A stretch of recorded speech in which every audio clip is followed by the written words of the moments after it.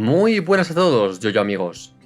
Después de haber sido invitado al canal de Joe para realizar un reportaje sobre Steel Ball Run, le he propuesto venir como invitado a mi canal para indagar un poco más sobre la séptima parte de JoJo's Bizarre Adventure. El objetivo es presentar y analizar curiosidades que estén presentes en la historia o que tengan relación con la creación de Steel Ball Run. Bienvenido, Joe. Muchas gracias, el Joestar. Es un placer estar nuevamente por aquí, y para un tema tan único como es Steel Ball Run. Espero que les gusten estos pequeños datos y que al menos descubran un par.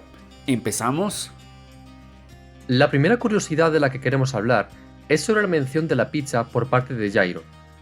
En el capítulo 41, Jairo se pone a cantar la famosa canción Pizza Mozzarella, pero la primera pizzería de los Estados Unidos, llamada Lombardi's, abrió en la pequeña Italia en Manhattan en 1905. Por lo tanto, resulta gracioso que Jairo le esté hablando a Johnny de algo que normalmente no tendría que entender, aunque la canción tampoco tiene mucho sentido. Steel Ball Run es la séptima parte de la saga de los Joestar. Steel Ball Run se estrenó el 19 de enero de 2004 en la Weekly Shonen Jump, pero unos meses más tarde, Araki decidió dejar la Shonen Jump e instalarse en la Ultra Jump, una revista seinen. En esta revista, Steel Ball Run se publicó desde el 19 de marzo de 2005 hasta el 19 de abril de 2011. La séptima parte de JoJo's marca el inicio de una segunda y nueva continuidad, que no tiene relación con el final de Stone Ocean. Según Araki, la editorial le pedía ya desde Stone Ocean quitar el título JoJo's Bizarre Adventure de su obra, pero él quiso mantener el título al sentir mucho apego por la obra y al ser, al fin y al cabo, la continuación y conclusión de la historia del linaje Joestar. Cuando Steel Ball Run se empezó a publicar, la editorial pidió que se quitara el título JoJo's Bizarre Adventure para atraer nuevos lectores. Cuando la historia se trasladó a la Ultra Jump, se volvió a poner el título JoJo's Bizarre Adventure. Es interesante saber que, desde el principio, Araki veía a Steel Ball Run como la séptima parte de JoJo's desde el principio, como declaró en el JoJo Beller o en el volumen 1 de Steel Ball Run. ¿Alguna vez se han preguntado de dónde salió el nombre Steel Ball Run? Quiero decir, ¿cómo se le ocurrió a Araki este término? Y esto es bastante sencillo, y es que resulta que es una referencia a una película de 1981, llamada The Cannonball Run. Ya saben, a Araki le encantan mucho las referencias americanas y europeas, así que este es el origen de Steel Ball Run.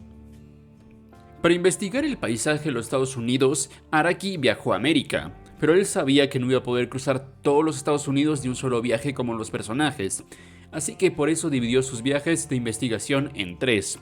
El primero fue de la costa oeste hasta los desiertos, el segundo se hizo de las grandes llanuras hasta el río Mississippi y Chicago, y finalmente el tercero se hizo en la meta, en Nueva York. Araki quedó bastante impresionado por la apertura del paisaje y sintió que aquí nunca se podría escapar de un adversario y que no había ningún lugar donde esconderse, sintiendo que toda la atmósfera y el escenario estaba llena de suspenso y tenía mucho potencial para los combates. Araki usó esta experiencia y sentimientos para plasmarlos en el manga de Steel Ball Run, y ya sabemos cómo salió. Todo esto lo podemos saber porque él mismo lo relata en su libro de Hirohiko Araki Manga Techniques. La ventaja de escribir una obra de ficción, y aún más en un universo alternativo, es que puedes jugar con los acontecimientos históricos. Aún así, Araki siempre ha prestado bastante atención a las referencias al mundo real. A pesar de ello, los guiños o referencias a acontecimientos que han tenido lugar o que tendrán lugar siempre son interesantes. La primera que se me ocurre es, evidentemente, la presencia de Jesucristo. Más allá de la cuestión de la fe, se sabe que Jesucristo existió, pero que nunca llegó a América. Pero, en Estados Unidos, en ese país donde se adora incluso a monstruos de espagueti voladores, existe una creencia llamada el mormonismo, que defiende que una tribu de Israel llegó a los Estados Unidos en el año menos 600 y que Jesucristo fue allí después de la resurrección. Podemos encontrar otras inexactitudes o anacronismos, como la ya mencionada pizza, o el símbolo de las SS en el uniforme de la versión alternativa de Stroheim. Una inexactitud muy interesante, pero que puede ser voluntaria por parte de Araki, es la que se refiere a los orígenes de Jairo. Sabemos que la familia de los Zeppelin trabaja para el reino de Nápoles en el universo de Steel Ball Run, ambientado a finales del siglo XIX. Pero en la vida real, el reino de Nápoles desapareció en 1816 para formar parte del reino de las dos Sicilias. Y este mismo reino empezó a formar parte del reino de Italia desde 1860. Por lo tanto, podemos deducir que la unificación italiana no tuvo lugar en el universo de Civil Run. Pero en el capítulo 24 nos explican que la unificación italiana tuvo lugar, pero que los estados pontificios y el reino de Nápoles se mantuvieron como independientes. Esto nos hace entender que Araki era consciente del contexto histórico, pero quiso modificarlo voluntariamente. Como guiños o referencias a acontecimientos posteriores, tenemos un diálogo entre Wekapipo y Magent Magent, donde Magent Magent le habla a Wekapipo de una máquina capaz de volar, como un cóndor, y lo llaman un avión. No lo podemos considerar como un error, porque la humanidad ya intentaba volar desde el siglo XVIII, incluso antes. Además, Magent es un hombre del siglo XX, si utilizamos su stand como referencia. Y si vamos más allá, la propia canción de T-Rex habla de un avión. Bueno, todos sabemos que Jesucristo es parte esencial de la historia de Steel Ball Run, ¿verdad? Después de todo, su cuerpo santo es el centro de la trama y también tiene contacto directo con algunos personajes, pero lo cierto es que en ningún momento en la historia se dice explícitamente que el cadáver santo pertenece a Jesucristo. Sí, nosotros lo sabemos porque nos cuentan su historia y todo, pero la obra nunca lo nombra como tal. Únicamente hay un par de instancias donde los personajes lo nombran, pero la obra como tal no lo confirma. Incluso en la nota de autor del volumen 24 del manga de Steel Ball Run, el propio Araki se muestra bastante ambiguo sobre su identidad, diciendo que es más bien un símbolo de pureza, lo cual creo que está bien. En Steel Ball Run, Jesús no es tanto un personaje, sino es una fuerza, un sinónimo de sabiduría y de lo que está bien. De esa forma, la humanidad de los personajes resalta y la historia tiene un toque divino que la hacen aún mejor. ¿Qué piensan ustedes? Algo muy interesante es que en este universo existió un George Joestar más que nunca conocimos. Esto lo digo porque el padre de Johnny es George Joestar II, sino que su hijo es George Joestar III, lo que quiere decir que en algún momento existió George Joestar I, al cual nunca conocimos. ¿Habrá sido el abuelo de Johnny? Bueno, quizás nunca lo sepamos. ¿Sabías que es probable que Sandman y su tribu estén inspirados en Raramuri, la cual es una comunidad indígena del norte de México? Se cree esto porque esta comunidad es conocida por ser corredores excepcionales. Incluso su nombre traducido al español significa algo así como pies ligeros, por lo que es posible que Araki se inspirara en ellos al crear a Sandman. Después de todo, el correr es la parte central de esta comunidad, por lo que sería factible que Sandman, alguien que compite a pie contra mismísimos caballos, esté inspirado en estos. A Araki le gusta mucho conectar las diferentes historias de su universo, más aún cuando es la historia de una familia durante generaciones. En Steel Ball Run hay un personaje secundario que ganará importancia en JoJo Lion, Norisuke Higashikata I. Norisuke Higashikata fue uno de los participantes de la carrera y terminó en cuarta posición. Pero en JoJo Lion, el personaje cobra mucha más importancia. Fue él quien fundó la compañía frutera Higashikata con el dinero de la carrera que fundó esa empresa de importación de frutos exóticos.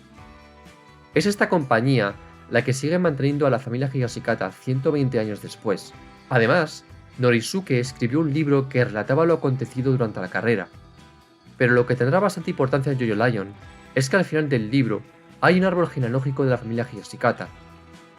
Es gracias a este libro que Yosuke se da cuenta de la existencia de la madre de Yoshikage Kira, Holly Joestar Kira. Una curiosidad increíble de Steel Ball Run es que fue de las primeras partes de JoJo en ser adaptadas a cualquier medio, así como lo oyes, pero esta adaptación de la que hablo no es una animada. Lo siento por emocionarlos, pues se trata de un Bomic, el cual, como pueden deducir, su nombre es la combinación de voice y comic, es decir, un manga narrado si lo queremos ver de alguna forma, pero de forma oficial.